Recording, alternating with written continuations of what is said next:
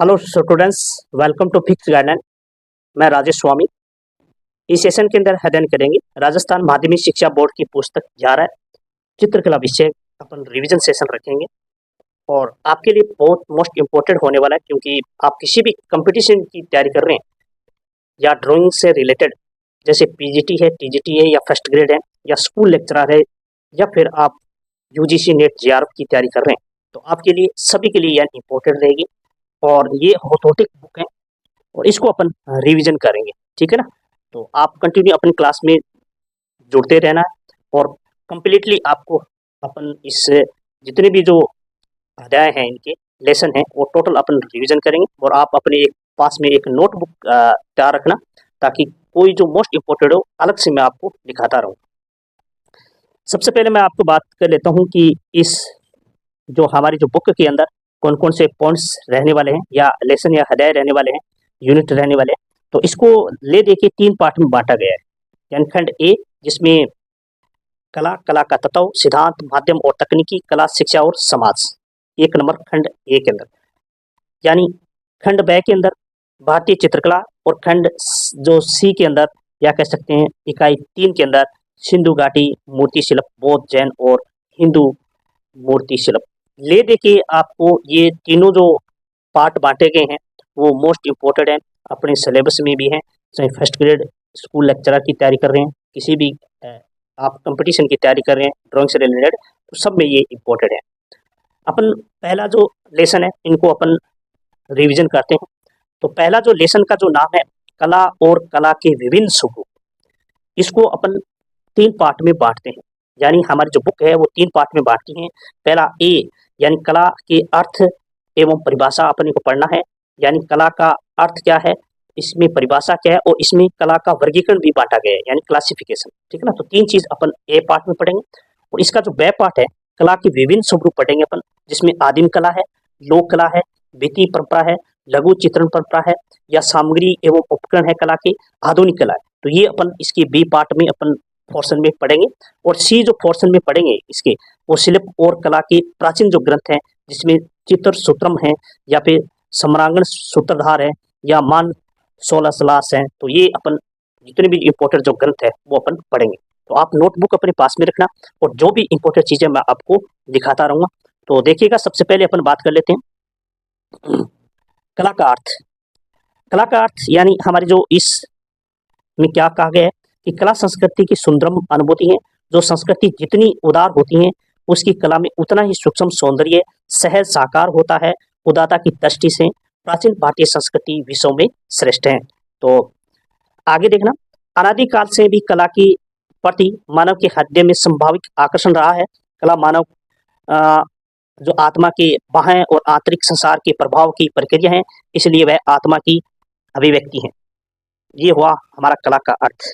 इसके बाद में एलिमेंट्स पढ़ते हैं। कला के एलिमेंट्स की अगर बात करते हैं तो 3 होते हैं। यानी कला की अभिव्यक्ति में सामान्यतः 3 तत्व कार्य करते हैं। कौन कौन से? पहला, सौंदर्य के प्रति मानव का संभाव आकर्षण और सौंदर्य को स्वतः उत्पन्न करने की भावना। दूसरा है संसार की वस्तुओं, दृश्यों में आकृतियों का अनुकरण और उसकी यथार्थ प्रतिकृति करने की भावना। तीसरा है कलाकार के द्वारा अनुभूत भावनाओं को मूर्त रूप से अंकित करके दूसरों के लिए व्यक्त करने की प्रवृत्ति। तो ये एलिमेंट्स है 3। और इन तीनों के अपन डिटेल से अगर और पढ़ते हैं तो यानी प्रथम प्रकार की कला में सुंदर आकृति ही सब कुछ है, अतः इस प्रकार की कला अधिकांश में आकृति मूलक है। दूसरे प्रकार की कला में पहले से उपस्थित किसी वस्तु की अनुभूति प्रस्तुत की जाती है जो प्रकृति मूलक है। और तीसरे प्रकार की कला पूर्णतः अभिव्यंजनात्मक है और इसके साथ देखिएगा उसमें आकृति का आकार, रंग, रूप आदि सब गुण है। उसकी सफलता इसी में है कि कलाकार जिस भावनाओं में व्यक्त करना चाहता है उसे कितने सशक्त रूप से व्यक्त कर सकता है। तो ये हमारा एलिमेंट्स हमारे कंप्लीट हुए। इसके बाद में अपन बात कर लेते हैं कला के जो तात्पर्य क्या है। तो देखना, ये अपने को नोटबुक में डाल लेना। कला से तात्पर्य है, जो इसका जो तात्पर्य है स्पष्ट अभिव्यक्ति है, यानी कलादिति। कलाती का अर्थ होता है सुख प्रदान करने वाली, मधुर कृति भी कहलाती हैं। तो ये अपन ऐड कर लेना अपनी नोटबुक के अंदर। कला शब्द का सर्वप्रथम प्रयोग ऋग्वेद के 8वें मंडल में यथा कलाने यथा शब्द के रूप में प्रयुक्त हुआ। तो ये भी याद कर लेना, आपको याद रखना है कि भी कला शब्द का सर्वप्रथम प्रयोग कौन से वेद में हुआ या कहाँ हुआ। तो यानी वेद यानी ऋग्वेद के अंदर, और कौन से मंडल के अंदर, तो 8वें मंडल के अंदर। टोटल मंडल की अगर बात की तो 10 मंडल है, ठीक है ना, ऋग्वेद के। भारत में प्राचीन काल में कला के लिए शिल्प शब्द का भी प्रयोग हुआ, तो ये भी याद करना है।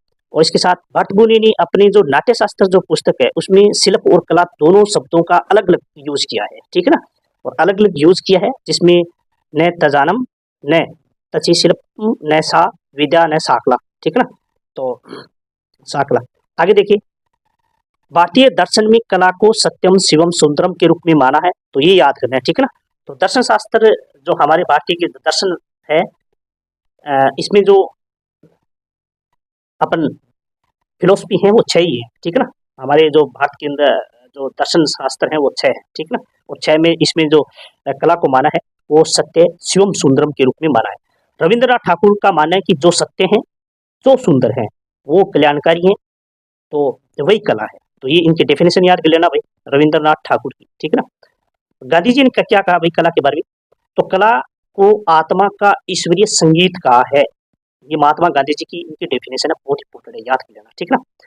इसके बाद में देखिए, भारत में जीवन में जुड़े प्रत्येक कार्य को कला मानते हुए कलाओं की जो संख्या निर्धारित की गई है, जैसे वाचान में कामसूत्र में 64 है, ललित विस्तार में 86 यानी 86 है, शुक्र नीतिसार यानी ये पुस्तक किसकी लिखी हुई है, तो ये शुक्राचार्य की लिखी हुई है, जिसमें भी 64 कलाओं का वर्णन है।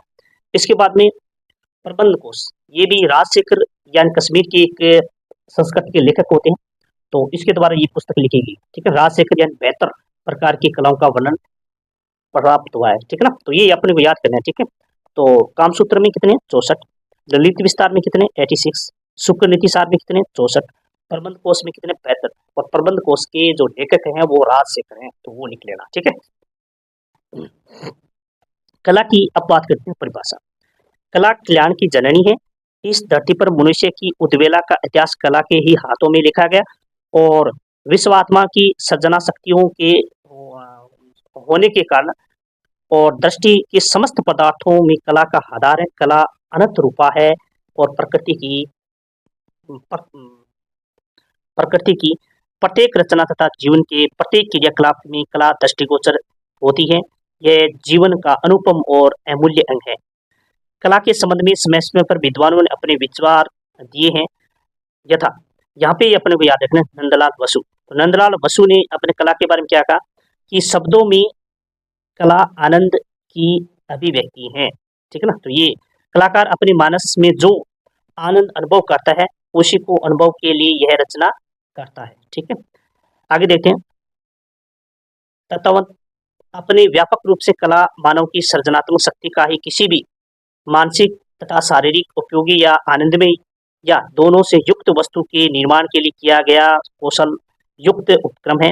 वस्तुतः मनुष्य अपनी इंद्रियों व मन द्वारा बाह्य जगत की समस्त वस्तुओं का स्थूल ज्ञान एवं उसके प्रति रसानुभूति का अनुभव करता है, और उसे ही कला के माध्यम से दूसरे के सामने प्रदर्शित करता है या प्रस्तुत करता है। कला केवल मनुष्य तक ही सीमित नहीं है, अपितु को अगर बात करें तो पशु पक्षी और कीट पतंगों के जो क्रियाकलापों से भी कलात्मक परिलक्षित होते हैं। ईश्वर की रचना में मानव को सर्वश्रेष्ठ कृति माना जाता है, अतः उसमें कला के प्रति रुझान होना संभाविक है, और इसी संभाविक प्रवृत्ति में फलस्वरूप यह चित्र रचना करता है। तो ये आपको इम्पोर्टेंट है, ठीक है ना। इसके बाद में देखिए, जो मैंने यहाँ पर हाईलाइट किया है वो इम्पोर्टेंट है, बाकी आपको लिखने नहीं है, आपको केवल आपको पढ़ना है कि भी इसमें क्या इम्पोर्टेंट हो सकते हैं। कलाती अर्थात यानी अपन पढ़ा था, कलाती का जो अर्थ होता है सुख प्रदान करने वाली मधुर कृति कला कहलाती है, किंतु इसके साथ साथ कला शब्द में सामान्यतः अर्थ जो कुशलता पूर्वक किया गया कार्य होता है। प्राचीन काल में शास्त्रों में यानी 64 प्रकार की मूल कलाओं व कालांतर में इसे दृश्य कला और ललित कला और शिल्प कला में वर्गित की गई है। अपन आप इसका क्लासिफिकेशन देखते हैं, वर्गीकरण देखते हैं, कला का कितने प्रकार से वर्गीकरण किया जा सकता है, ठीक है। तो जिसमें आधुनिक काल में कलाओं को ललित कला, शिल्प और कौशल आदि नामों से जाना जाता है। और मानव जीवन में जितने भी क्रियाकलाप एवं चेष्टाएं हैं, ये सब कला के अंतर्गत आती हैं। सामान्यतः कला के गुणों के आधार पर, यानी किसके आधार पर, गुणों के आधार पर दो भागों में वर्गीकरण किया गया है। एक तो है ललित कला, जिसे कहते हैं अपन फाइन आर्ट। दूसरा है उपयोगी कला, जिसे अपन यूजफुल आर्ट कहते हैं। ठीक है ना। तो ये अपन दो प्रकार से गुणों के आधार पर अपन देखते हैं कि कौन कौन से इनके वर्गीकरण है। पहला, ललित कला का संबंध सौंदर्य, बोध व आध्यात्मिक चेतना से है, जबकि उपयोगी कला का लक्ष्य मानव की भौतिक आवश्यकताओं की पूर्ति से है। यदि कलाकार की बौद्धिक सौंदर्य से संबंधित है तो यह ललित कला के वर्ग में रखी जाएगी, और यदि कृति भौतिक सौंदर्य के संबंधित है तो यह उपयोगी कला में वर्ग में रखी जाएगी। ठीक है, तो ये इम्पोर्टेंट है, बस ये याद रखना है। ठीक है ना। ये ललित कला का संबंध यानी सौंदर्य, बोध और आध्यात्मिक चेतना से, और इनको थोड़ा सा आप अपने नोटबुक में ढंग से लिख लेना। ठीक है। अब देखते हैं कला। तो कला का अपन देखते हैं तो इसको दो भागों में डिवाइड कर सकते हैं इस प्रकार से। ठीक है। और एक तो ललित कला हो गया, एक दूसरा हो गया उपयोगी कला, यानी जिसमें अपन ललित कला और व्यावसायिक उपयोगी कला। उपयोगी कला के अंतर्गत एक प्रकार की अनेक कह सकते हैं कि भाई कृतियों का सृजन किया जाता है, परंतु ललित कलाओं में मौलिकता व सृजनात्मक पर विशेष ध्यान दिया जाता है। ललित कला का उद्देश्य अभिव्यंजना के साथ साथ आनंद की प्राप्ति और तात्विक दृष्टि से इन कलाओं के विशिष्ट गुण होते हैं, और इन गुणों के को ही आधार मानकर ये विभाजन किया जाता है। एवं ललित कला मानव के सौंदर्य, संस्कृति व आनंद के पक्ष में जुड़ी होती हैं। ललित कलाओं के अनेक स्वरूप एवं पक्ष माने जाते हैं एवं इसकी प्रकृति के आधार पर उसके विभाजन किए जाते हैं। अगला देखते हैं ललित कला। अपन अलग से डिटेल से पढ़ते हैं। ललित कला और व्यवसायिक कला को अपन अलग से पढ़ते हैं। ये दो प्रकार के गुण के आधार पर उसका वर्गीकरण किया है। ललित कला यानी ललित शब्द से भी ललित कलाओं की उत्पत्ति हुई। ललित कलाओं के विभाजन निम्न प्रकार से किया जाता है। ललित कलाएं रूप पर आधारित कला है, इसलिए इन्हें रूपात्मक कलाएं व मंचीय कलाएं या गति पर आधारित कला, इसलिए इन्हें गत्यात्मक कलाएं या फिर प्रदर्शनकारी कलाएं भी कहा जाता है। मोस्ट इंपोर्टेंट है, याद कर लेना। ठीक है ना। अब ललित कला भी अपन दो भागों में डिवाइड कर सकते हैं, एक तो दर्शक कला, एक प्रदर्शनकारी कलाएं यानी मंचीय कला। दर्शक कला यानी जिसे अपन देख सकते हैं, जैसे मूर्ति कला है या चित्रकला है या वास्तुकला है। प्रदर्शनकारी कला यानी अपन इसको प्रदर्शित या परफॉर्म करते हैं किसी स्टेज पर, तो ये मंचीय कह सकते हैं या प्रदर्शनकारी कह सकते हैं। जैसे संगीत कला है, नाट्य कला है या फिर नृत्य कला है। अब थोड़ा अपने को अलग अलग याद रखना है कि कौन कौन से को अर्थात क्या होता है। जैसे चित्रकला, चित्रकला भाव तथा विचारों तथा कल्पनाओं को प्रकटीकरण करने की जो कला होती है, अर्थात इसे कहा जाता है व्यंजनाश्रित कला। इसको याद कर लेना भाई। व्यंजनाश्रित कला का अर्थात किसका है, तो चित्रकला। मूर्तिकला भाव व सामग्री द्वारा रूप व्यंजित करने की जो कला होती है, अर्थात उसे रूपाश्रित कला कहा जाता है, यानी मूर्ति कला। वास्तुकला, वास्तुकला यानी मानव का जो मन की जो उच्च आकांक्षाओं, विशाल योजनाओं को भौतिक माध्यमों द्वारा प्रकटीकरण करने की जो कला, अर्थात आकाराश्रित कला। इसको याद करना। ठीक है ना, ये बहुत इंपॉर्टेंट है। इसके बाद में संगीत। संगीत यानी स्वर, गीत व वाद्यों के द्वारा सात तत्वों के स्वरों, तालों, इसमें लहरियों, ध्वनियों के माध्यम से प्रस्तुत करने की जो कला, अर्थात स्वराश्रित व ध्वनि आश्रित कला है, तो इसे संगीत कला के अंडर में रखा जाता है। नाट्य कला अंग संचालन या फिर गीत, भाव और ताल के समय के को इंद्रिय भावों द्वारा प्रस्तुत करने की जो कला, अर्थात यानी मुद्राश्रित कला यानी नाट्य कला है। तो ये अर्थात इसके याद रखना है। ठीक है ना। अर्थात ये अपने नोटबुक में डाल लो आप। नाट्य कला यानी भावाभिनय या गायन वादन या संगीत नाट्य के संबंध भावनाओं को प्रस्तुत करने की जो कला, अर्थात अभिनयाश्रित कला है। तो ये अपने को याद रखना। अब इसका दूसरा जो सेकंड जो पार्ट है या कह सकते हैं वर्गीकरण है, वह व्यवसायिक कला। तो व्यवसायिक कला अपन पढ़ते हैं। तो कला का उपयोग जब जीवन से संबंधित होता है, अथवा कलाएं जब जीवन में व्यक्ति में कोई भी उपयोग जो की जाने वाली चीज होती है ना, वो व्यवसायिक कला होती है। जैसे जीवन उपयोगी किसी कार्य में प्रयुक्त होती हैं, या उपयोगिता का ध्यान रखकर जब वस्तुओं में सजावट की जाती हैं, तो वह उपयोगी कलाएं कहलाती हैं। उपयोगी कलाएं व्यवसायिक व भौतिक जगत से संबंधित होती हैं। उपयोगी जो कलाएं किसी व्यवसाय, उत्पादन व उपभोक्ता से जुड़ी होती हैं और जासूस के आधार पर यानी अपन अपन दृष्टि के आधार पर। तो पहला यानी अपन देखते हैं तो व्यवसायिक कला का हस्तकला, दूसरा होता है यांत्रिक कला। ठीक है, देखो अपन जो पढ़ा था कि ललित कला, तो ललित कला तो गुण के आधार पर थे दो। ठीक है, और यहाँ पे है ये दृष्टि के आधार पर। ठीक है ना, तो ये पहला है हस्तकला जिसमें वस्त्रांकन, दूसरा है उपयोगी सजावटी वस्तुएं जैसे सोने चांदी के आभूषण, अगला है हस्तशिल्प, इसमें काष्ठ शिल्प आ गया, धातु शिल्प आ गया, मरण शिल्प आ गया। यांत्रिक कला के अंदर फोटोग्राफी जैसे विज्ञापन, ग्राफिक डिजाइनिंग आ गया, चलचित्र आ गया, छापा चित्रण आ गया। तो ये सारे सारे यानी व्यवसायिक कला के पार्ट है। अब देखते हैं तो उपरोक्त कला व्यक्ति की मूलभूत आवश्यकताओं की पूर्ति के लिए प्रतिदिन काम में आने वाली भौतिकवादी वस्तुओं को एक कला के रूप में प्रस्तुत करती है, जिसमें वस्तु को सुंदर कलात्मक छवि के साथ अभिव्यक्ति की समाहित होती हैं। साधारण शब्दों में हम यह कह सकते हैं कि उपयोग कला किसी उद्देश्य को लेकर तैयार की गई कला है जो व्यक्ति की व्यवहारिक ज्ञान को प्रभावित करती हैं तथा यह जानकारी देती हैं उसके खाने पीने, पहनने एवं उपयोग के लिए कौन सी वस्तु उपयोगी व उपयुक्त है।